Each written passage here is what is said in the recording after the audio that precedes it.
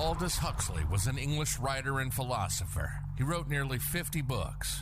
And here's his quote about history. That men do not learn very much from the lessons of history is the most important of all the lessons of history. Welcome to the History Slices podcast, a mother-son duo discussing awesome bits of history. We prove on every show that history is not boring, entertaining, yet stimulating. This is History Slices. And now, here's your hosts, Jacob and Rachel. Hey, Mom. Hi, Jay. How are you? I'm doing great. How are you doing? Excellent. Thank you so much for asking. So I know we're talking about this guy, Timothy Leary, today. I remember from last time. Since we recorded that last episode, I've kind of asked around, hey, do you know who this Timothy? I think maybe because I've said it in the context of, we're going to be talking about Timothy Leary next time. Sure. And so it seems like other people kind of know who he is. So I felt a little bit silly not really recognizing the name. And like I was just sharing with you a minute ago, I keep wanting to call him Timothy O'Leary, which is not right. I think. No, it isn't. Yeah. It's funny. I have a funny story related to that real quick. To the O'Leary thing? No, to someone knowing about him. I didn't think someone know about him. So last night, not to date this or anything, but last night I was chatting with my uncle David, who's been on the show before. He was on the Hemingway episode. If any of you guys, listeners at home, heard that, and he mentioned to me like, "Hey, I heard you're doing Timothy Leary. Is that the LSD guy?" And I'm like, "How does he know what?" Because this is like just some background before we get into the meat of this. Timothy Leary is a counterculture icon. And so you were surprised that your uncle knew about him. Yeah, because he's very much, I think, a straight shooter, at least from my impression of him is. So it was funny because I'm like, you know who that is? Like, he's like, everyone knows who that is. I'm like, think of you. I'm like, not everyone. No. Well, which is fine. I have a lot packed in my brain. I'll have you know. That's totally fine. His name isn't in there. No, it's totally. That's so funny. It makes perfect sense why you wouldn't know who this is. I don't think of you less for not knowing this. I was just surprised that it was more known, I guess, than I thought. Yeah. And I think I was too. And maybe it's just because I didn't know. But in any case. Yeah, let us know. Tell us some details about this Timothy Leary. So we're going to just dive straight into like his life story. Obviously, a lot's cut out. A lot of details are omitted just for the sake of brevity. Like there are several things in here because the 1960s were so packed full of like crazy stuff happening, both just internationally and domestic and like cultural, that I can like split off into a whole bunch of episodes here, which I'm not going to, but yeah, just to give like a kind of a disclaimer. There's just so much going on. Yeah. And a lot of it probably tied together in some ways. So Timothy Leary, he was born October 22nd, 1920. His dad, who was a dentist, he had left the family in 1934 to become a Marine. Apparently he had some alcohol troubles that might have led to this decision to split, but honestly, we don't know too much about that. So Leary, he ended up going to a bunch of different schools or pursuing an education. He first enrolled in the College of the Holy Cross in 1938, though it was a Catholic school, but he stopped being Catholic soon after going in there. I don't know if there's any correlation or anything like that. But second semester, though, he was spending more time at bars and kind of like playing poker games than he was studying. So this is 1938. Yeah. And so he was in his 20s at this time? Yes. Okay. And his dad, I'm sorry, it seemed like when you told me when his dad split, I was thinking he was about 14. Is that the case? Like his dad's already been gone for half his life, basically. Yeah, okay. All right. I'm sorry. I'm just catching up to you. No, it's totally fine. I don't mean to leave you in the dust. So by second semester, so it was the school that you're describing is a college. Yes. Okay. After about a year at that Catholic college, he withdrew and took the entrance exam for West Point, which of course is a very famous like military college. And I guess so different. I guess the Catholic thing wasn't his speed, I suppose. He passed the exam, but later on was found that he had lied on it and got court-martialed. Oh my gosh. And he ended up having to resign from that. Oh no. So then after that whole farce, he went to the University of Alabama, but he got expelled from that because he got caught staying overnight in the women's dorm. Oh my goodness. After that, he went to University of Illinois, which is where he was when he was drafted. Wow. So yeah, needless to say, he had a kind of not the best track record. Oh my goodness. That's really something. He just keeps trying though. You gotta hand it to him. That's true. So what year was he drafted? Do you know about what time that was? I'm trying to remember when they had the draft. Yeah, it was like the beginning of World War II or so. So like around like the early 40s, I suppose. Really? I don't know the exact year. I should have wrote that down, but I didn't. That's fine. I was actually thinking we were already like in the 60s. Oh, no, not yet. And I thought, well, he would have been pretty old to be drafted, but okay. All right. I gotcha. Mm-hmm. And we're not quite entirely sure he did in the Army. There just isn't a lot of records for that, but there are records that he worked at a rehab clinic in Pennsylvania where he got suspended. Oh my gosh. You notice a pattern yet? Yeah. So by 1944, after he had left the military, he married a woman named Marianne. I'm not sorry to say her last name. Can you spell it for me? Sure. It's Busch. It's Bush. Bush. Yeah, okay. like Anheuser-Busch. I guess I had seen it spelled like that. Yeah. He managed to convince the University of Alabama to take him back. There was this understanding that he would finish his degree by using correspondence courses, which he did. By 1949, he graduated with a Washington State University's master's degree and a Berkeley doctorate in psychology. Holy cow. So yeah, there you go. Goes to Soya, you know, just stick at it. You can be a success. Wow. It was Berkeley. What was the other one? Oh, Washington State University. Okay. Mm-hmm. Wow. Now, to put some context for the time, because we're doing into the 1950s now in this story, World War II just ended. Right. America is on a bit of a high for winning the war, at least playing a significant part in winning the war. And things are looking up for a good number of people. You know, the baby boom is happening. There's like the economic boom. Things are going great for the most part. Obviously, there's not great things happening because that's like that with any decade. Right. But specifically about psychology and psychoanalysis and all that, because this is the field that Timothy Leary was in. It was a huge budding field. A lot of people were interested in this because what was going on is that there was a lot of people who were suffering from depression or other mental illnesses. Maybe from the war even? Quite possibly. People weren't sure why, because it's like, well, things are going good. Why are these people, suffering from this stuff? So they're trying to figure that out. And by the time of like the 1955 or so, like around the middle of the decade, around half of hospital patients in the country were there because of some mental illness or something, or at least suffering from something like that.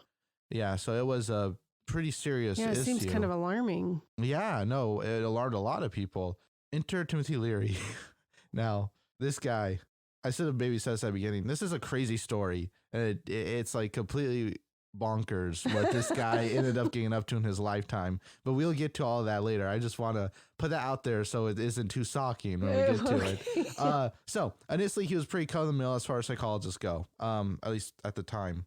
Like at the time, psychology was a little different then than it is now. Then it was more about trying to make these people fit into society and kind of like try to hide all the weird different stuff, weird quote unquote, not stuff they didn't understand, in order to kind of make them acceptable, or able to cope in society or something. Basically, yeah, it was less about kind of curing, quote unquote, and more about like managing or something. Yeah, kind of suppressing it or trying to. And to be fair, that wasn't like a uniform opinion. There were people at the time who thought this was ridiculous, which it was. If you know anything about psychology now, it's like, no, that's not how you go about that. And this group of like kind of going against the grain psychologists, Timothy Leary would find himself among those people eventually. But before all that happened, he had a rough go of it again. I don't know why this happens with a lot of noteworthy people in history. They had a rough go of it. So first of all, his wife, confronted him with an affair that he'd been having. His response, and I'm not sure how accurate this is, but this is what I found, was he said, "That's your problem," which is a pretty jerk thing to say. Yeah. Well, C committed suicide in 1955 on his birthday. He was 35, but of all times. So that's pretty rough. Wow. Mm-hmm. After that, he ended up marrying his mistress, because I guess what else are you going to do? But that itself didn't last long either, because the police ended up getting involved. Their landlady had called the cops because he heard them fighting, and apparently she heard Leary hit her, you know, so it's just like what a stellar guy. Yeah, I really like him. Well, yeah, no, he's definitely has a lot of flaws. Oh my gosh. I don't know. It's interesting because he couldn't hold down a college. Yeah. Can't hold down a wife. He's not a good picture of somebody who has a lot of character. That's for sure. No. So after that whole debacle, he tried to reconnect with his father. They've been estranged for a while now. You know, they hadn't been talking. So he tried to go back to his dad and, you know, mend bridges. Yeah. Not long after he tried to do that, his dad had passed away in 1956. He was just older, you know. So it was just like another tragedy on top of everything else. And finally, to top off this long string of misfortune, he suffered a nervous breakdown. Wow. Now it's kind of a question mark. Not so much because we know what caused it. We're not sure why he reacted the way he did. But what happened was a male coworker of his, he got arrested for looking for what's the nice way of saying this? Intimate encounters in the men's restroom. And Leary had a freak out about it. This has caused some people who've looked into this to speculate that they might have had a thing going on, but honestly, that's just speculation. We don't really know one way or the other. Regardless, things were pretty rough for him at this point. So he left for Europe. Wow. So much of his troubles seem like they were brought on by him. You know, it just seems like a lot of his misfortune is at least he had a hand in it, not his dad's death, of course, but in terms of his wives. Yeah. And the dropping out or the college things or getting excused from different positions. Yeah, I get the impression that he might not have been necessarily, despite being a psychologist, I don't necessarily think he was the smartest terribly person stable around. Or Oh, well, we're going to get into how stable or unstable he becomes later. So he's off to Europe. And this is where he met David McClelland. Who's David McClelland? He was the director at Harvard Center for Personality Research, which kind of opened the door for Leary as far as a new career goes, because he's like, hey, you know, he ended up getting like a job there. Now, incidentally, it was around this time he tried mushrooms for the first time. It was on like a vacation to Mexico or whatever. Soon after that, he read The Doors of Perception by Aldous Huxley. Remember him? Huxley had written this book on mescaline, so you know it's a weird book. I don't know what mescaline is. It's like a mind-altering substance. Okay.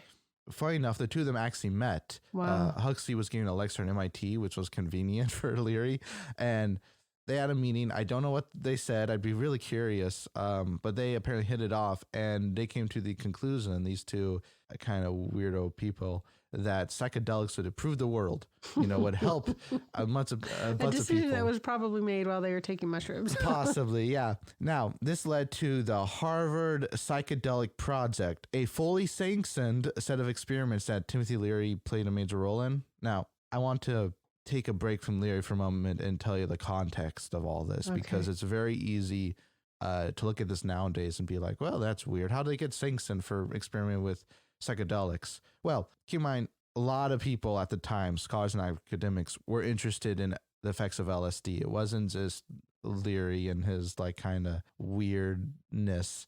It didn't have as negative a stigma as it does today. It was legal, in fact. Like Cary Grant, the actor, he had taken LSD. That wasn't a secret. Everyone knew about it. It wasn't a scandal. It was just it was a completely different attitude. And in fact, while Leary was doing this stuff, this was part of a like not ongoing now, but you know, a long series of programs and experiments by a number of organizations throughout the country studying psychedelics, basically, in their effect. Very interesting. It is. And this included the government, by the way. They spent around $4 million on experiments that weren't entirely different from what Timothy Leary was getting up to. Yeah.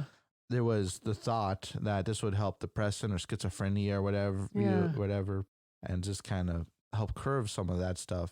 And not all the studies have been made public. We still don't know everything, but of the ones that have been, there's around 1,700 people that participated in these experiments.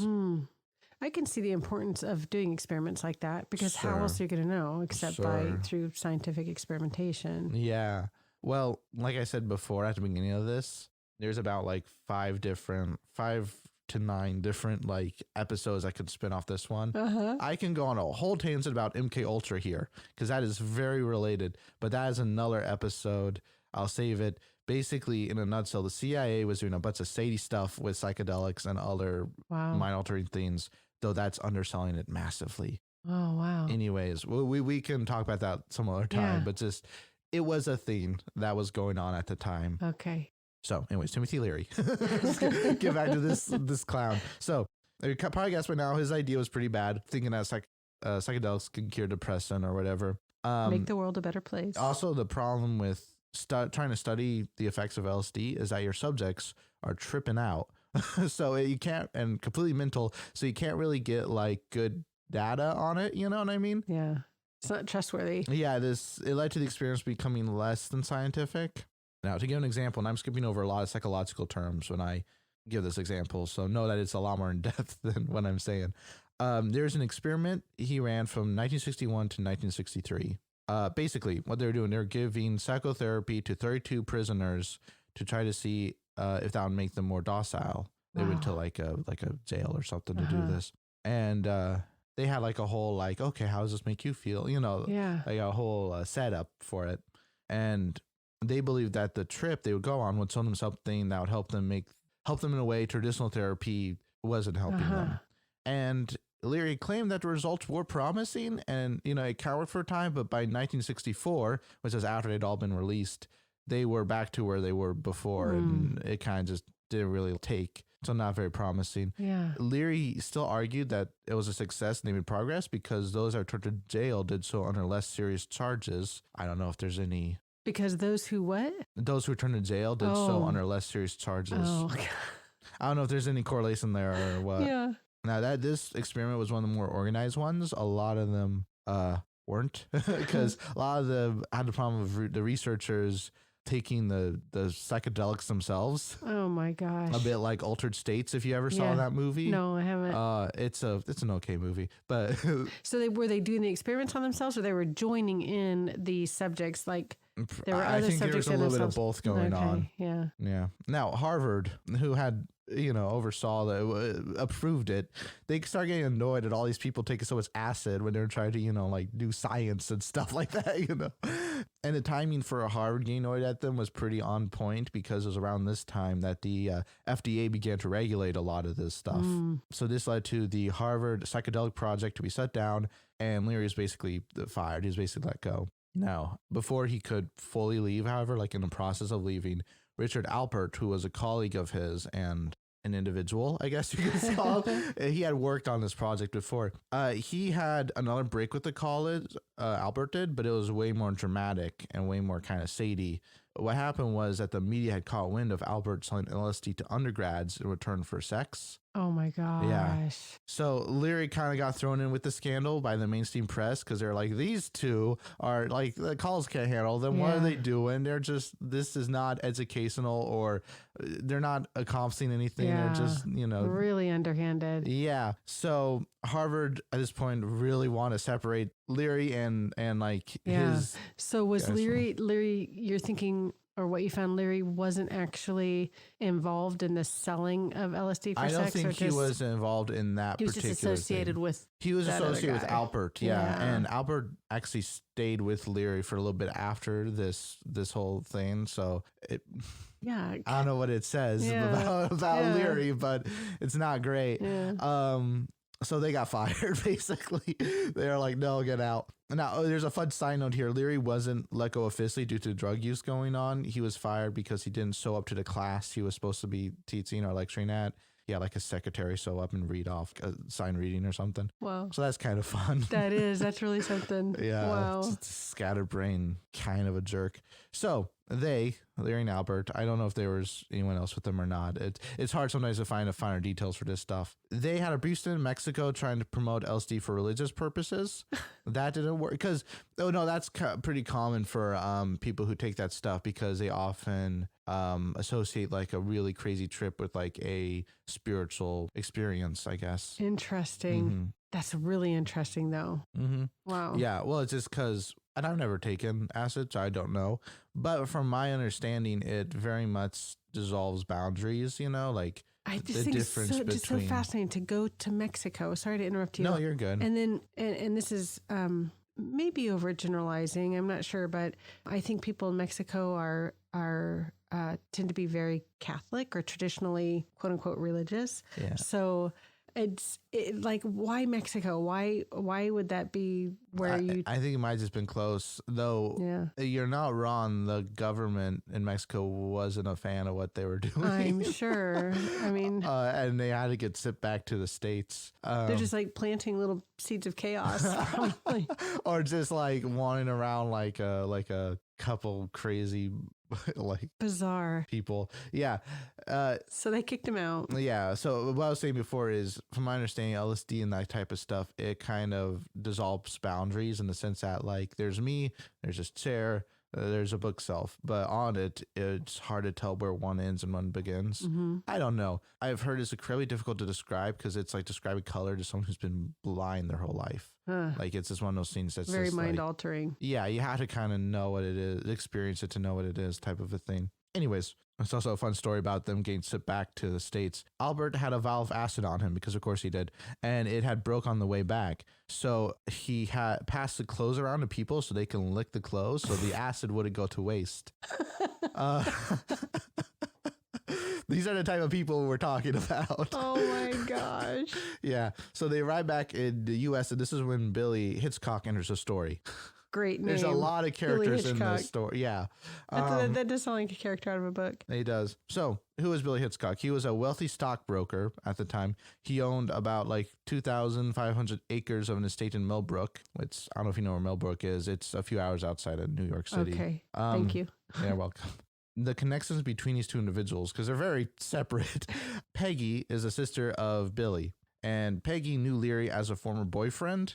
So I guess he vouched for him or whatever. Regardless, they started talking, and Hitchcock sent an invite to Leary, and the two of them kind of teamed up to do these experiments and try to figure out psychedelics. Because Leary was still on this bug in his brain of trying to research this stuff, even if he wasn't technically allowed to do so. Or funded or anything like that. Yeah.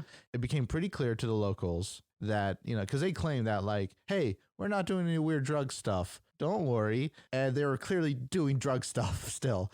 At one point, Albert jumped out a second-story window because he thought he could fly. He ended up breaking his leg, and it was completely crazy. And of course, some of the stories are exaggerated, so it's hard to tell like what's actually happened, what doesn't. But there's a lot of stories about this estate in Millbrook where just like crazy drug-fueled stuff was going on, and it was madness. And contrary to all that, there was a goal, or at least there was a stated goal. They were trying to find a way to like not only perfect understanding, but also be able to control the trip, to like use it in like a more productive way and be used on a more regular basis without people going crazy or acting in a irrational manner. Wow. That stuff. Yeah, not good to have people jumping out of windows when you're trying to help them. No, yeah, it's not great. So they held some workshops and stuff about all that. They were doing like research, non-scientific, crazy excuse to do drugs research, but they were doing research. Then the FBI showed up. Oh. Now, April 17, 1966, the FBI arrives on the scene. They find 29 adults and 12 children. I don't know if they're like just related or whatever, and some weed, but they didn't find any LSD or anything like that. They weren't that they knew was there. They weren't too deterred. They just set up roadblocks, and anyone who's coming or going, they strip searched them looking for this stuff. Wow. This basically killed the whole venture. What?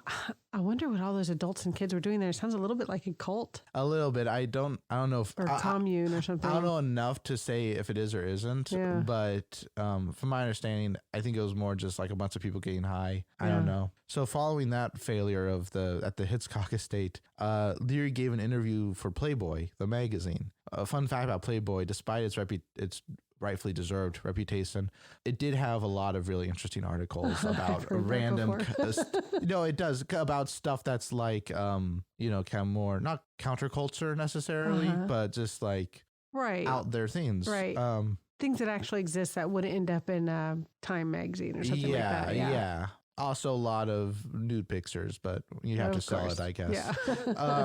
So during this interview, he gave his account as to what he learned taking LSD 25, which was marketed, not actually marketed, being sold as 100 times stronger than mushrooms. He claimed that he had undergone 311 sessions taking psychedelics and that they revitalized him. They made him healthier, better. He claimed that he made some dubious claims. 15 years was the right age to start taking psychedelics, he argued for, which is pretty suspect to say the least. Wow. He said a lot of crazy stuff. He claimed that people who dropped out of college or society or whatever, so it'd be that big of an issue to worry about, especially if they're using psychedelics, because then they're discovering ancient wisdom.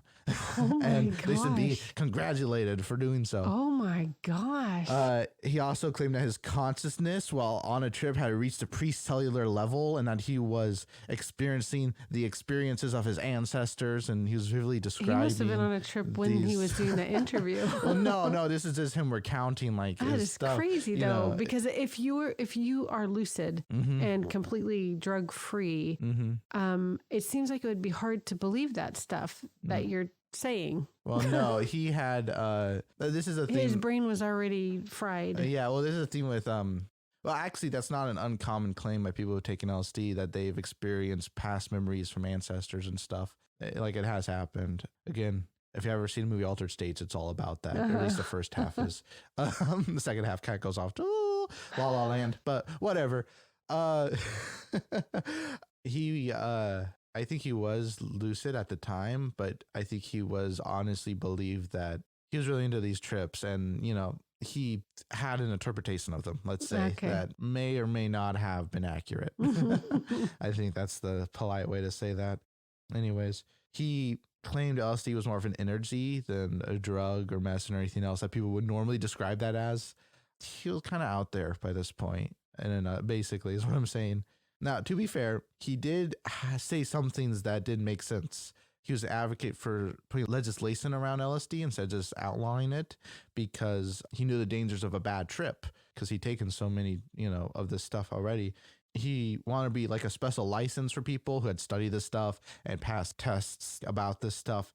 So he thought, I'm sorry to interrupt you. No. He thought that there was a way to control whether or not people had a bad trip versus a good trip. I'm getting to that. Oh, okay. No, it's fine. He wanted there'd be a special license for people who would be there to help people get through a trip if they had a bad trip or whatever.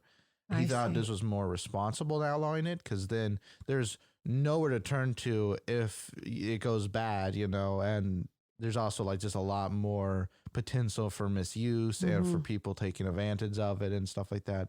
And all that makes sense to me. It's on top of everything else he says. That's hold on, wait, what?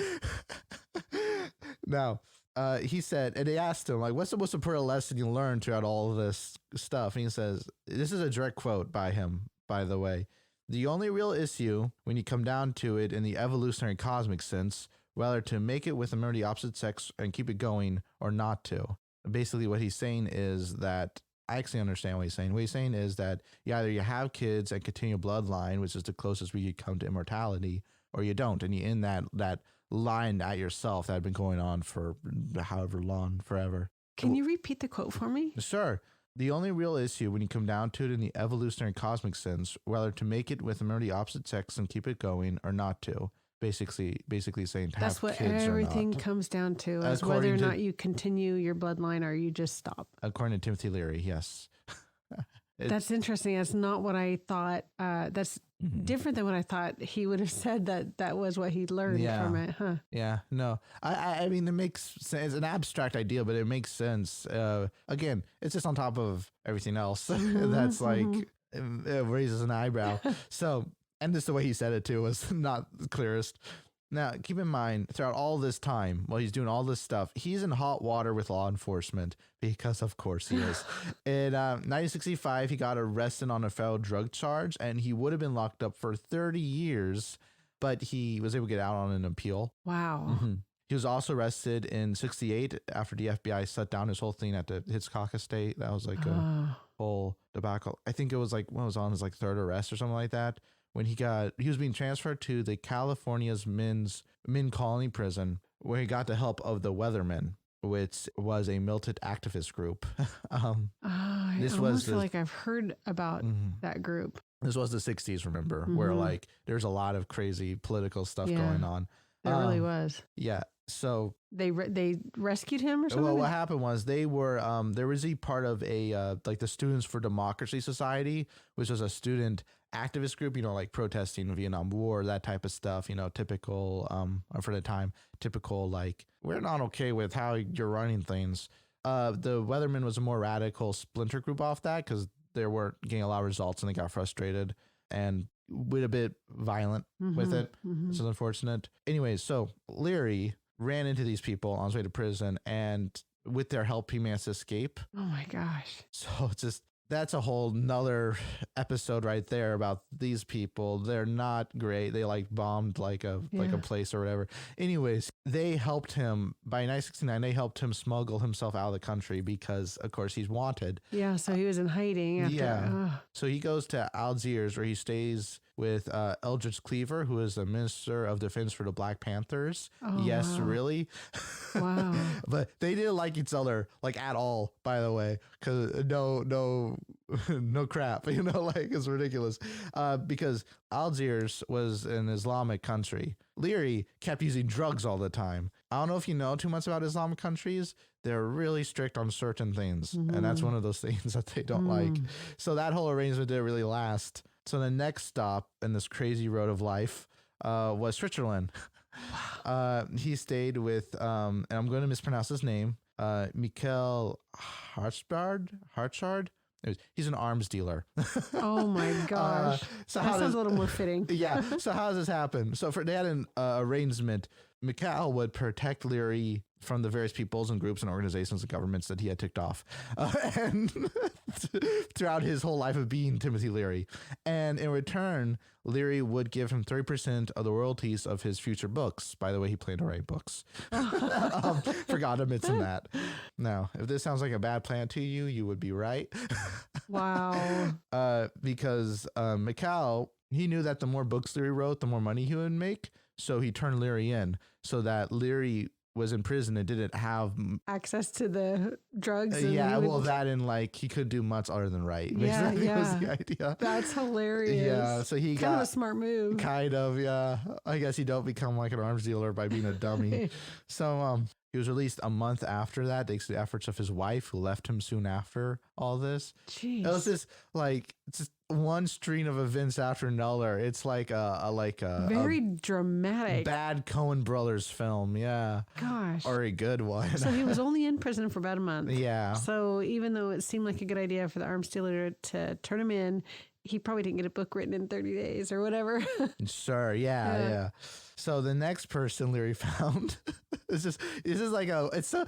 I'm sorry. This should be a movie or a mini series or something, because this is such a ridiculous story. It is, because it's just him going around meeting these people and getting having misadventures and shenanigans.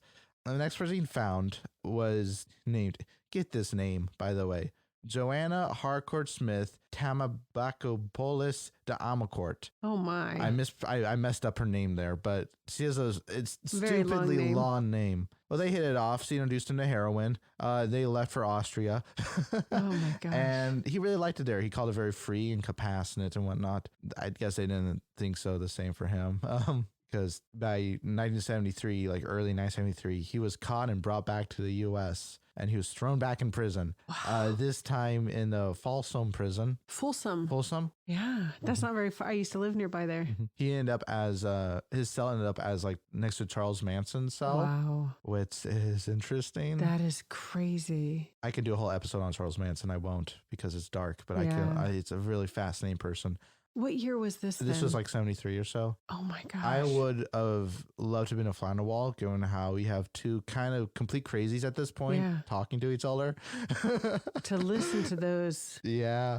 Yeah. So after their respective lives of wild misspent deeds. That is just bizarre. Yeah. So he got out of, or at least mostly out of, the hot water he was in when he began to inform and snitch on his old associates.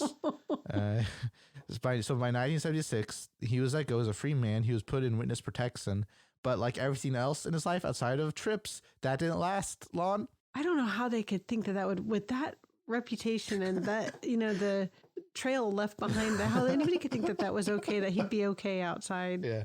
He was soon hanging out at the Playboy Mansion, making a scene, being himself. You know how it is. He was like, at this point, he is a known figure, like a counterculture and all those other people, the hippie movement, all of them. They know this guy. They love him. They think he's like the best person around. And we're going to get to later the crazier, the better. Well, kind of, but more far out, I guess. But we're going to get to kind of why people were so interested in this person.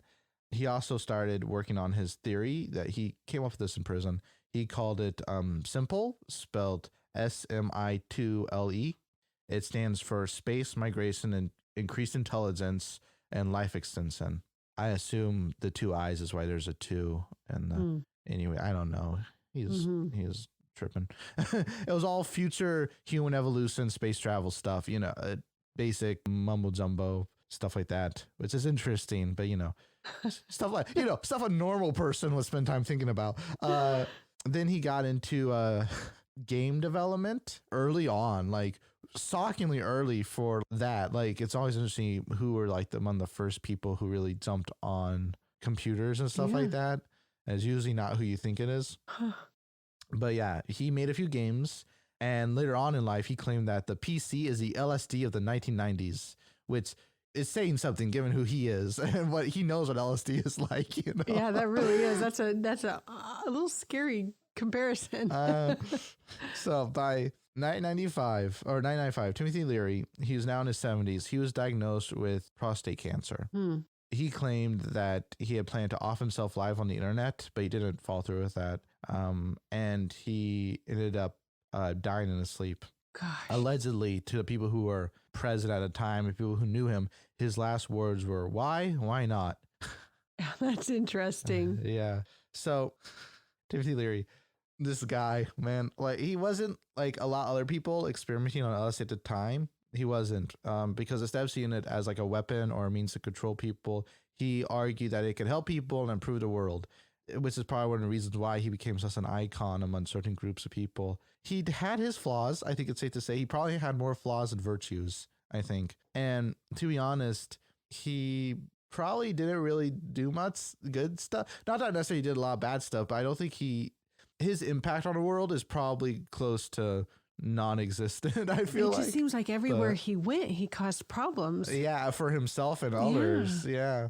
Richard Nixon, he called him the most dangerous man in the country, which I think is an exaggeration, but it is fine to me because, like, well, no, he's just a druggie.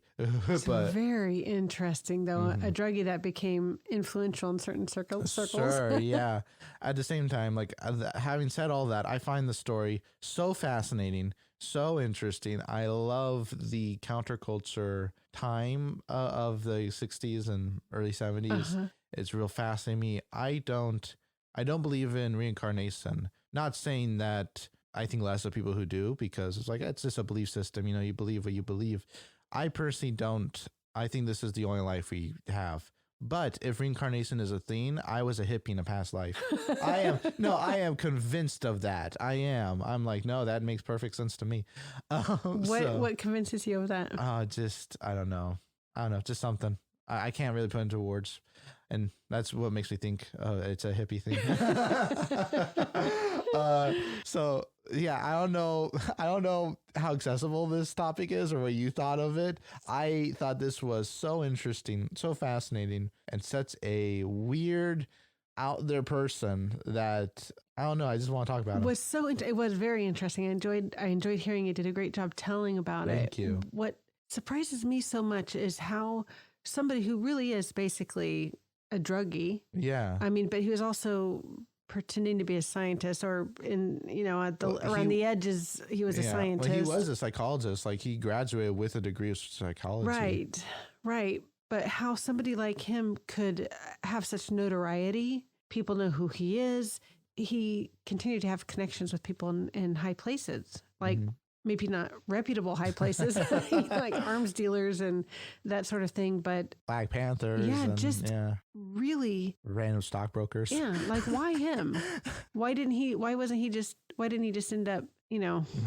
I think selling drugs out of his house? I think it was just that thing where he just knew some people because he was educated. He got education. He knew people from, in that field, and it kind of just, I don't know, spiraled is the right word, but it evolved to a point which was very not scientific, or it was more about psychedelics than psychology, basically. That's so crazy. Yeah. That's so crazy. And, psychology is such an interesting history there that, how it develops. Oh, yeah, all that. of course. Just really interesting. And I cut out like a lot of stuff about this guy. Like he said a lot of stuff. He did a lot of things. I wanted to keep this short. I have 5 pages worth of notes on this person. Wow. Like I think I heard at one point he claimed he was reincarnated from Aleister Crowley, which is, I don't know if you know who that is. It was a noted occultist from the turn of the century. I think most people who know who Aleister Crowley is would not claim to be reincarnated from him because he was a pretty big creep.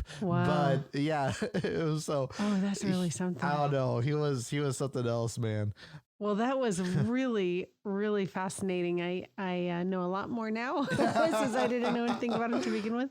But yeah, just kind of yuck though. He just kind of have this feeling of this icky film. Honestly, the more that I read about the 1960s, the more I agree with you that whole time was just kind of this is a bit grimy, Grimy is a good, it just feels a little uncomfortable. Yeah. I don't know. That's good. That was really fascinating to hear about him. What a life. Yeah. What a life story. I'll say this, like say we will about him, he did not waste his life. Like he lived life. Yeah. For better, for worse. Yeah. Yeah. Him and Hemingway, right? Yeah, that's true. Yeah. They both had full lives, you know? It's really something. Well, awesome. And who is, or what are we going to talk about next time? No, I don't blame you. We've been talking about people for a while. Next time we're going to deviate from that. We're going to be talking about something that is pretty interesting. It's a little removed from some of the stuff we talked about in the past, but I think it's interesting. We're going to be talking about some folklore. Oh, folklore. Yeah. That is interesting. Any specific folklore or just the broad topic of folklore? I am in the process of developing that now. Gotcha. So I'll let you know next time. Stay tuned. Stay tuned. Yeah. That's awesome. Oh, I'm excited to hear how that goes too. And thanks for sharing about Timothy Leary. I hope there's nobody else like him. Or I hope there's like, if you're gonna use drugs, be responsible. That's my advice. That's your PSA. Yeah, like know what you're getting into. Is there a good way to use drugs? Probably. I mean, I wouldn't know. There's but controlled probably. Substances that help take away pain and stuff I know, like that.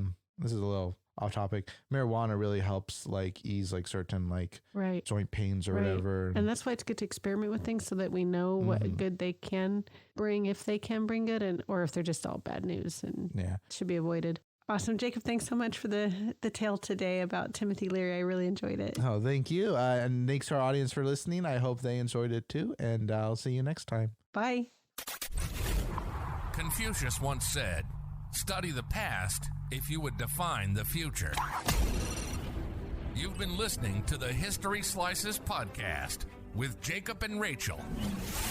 We hope you've gotten some useful information from the show. We hope we made you think, and we hope you were entertained. We know we had fun, and we'll be back soon. But in the meantime, hook up with us on Facebook at History Slices and on Instagram at History Slices Podcast.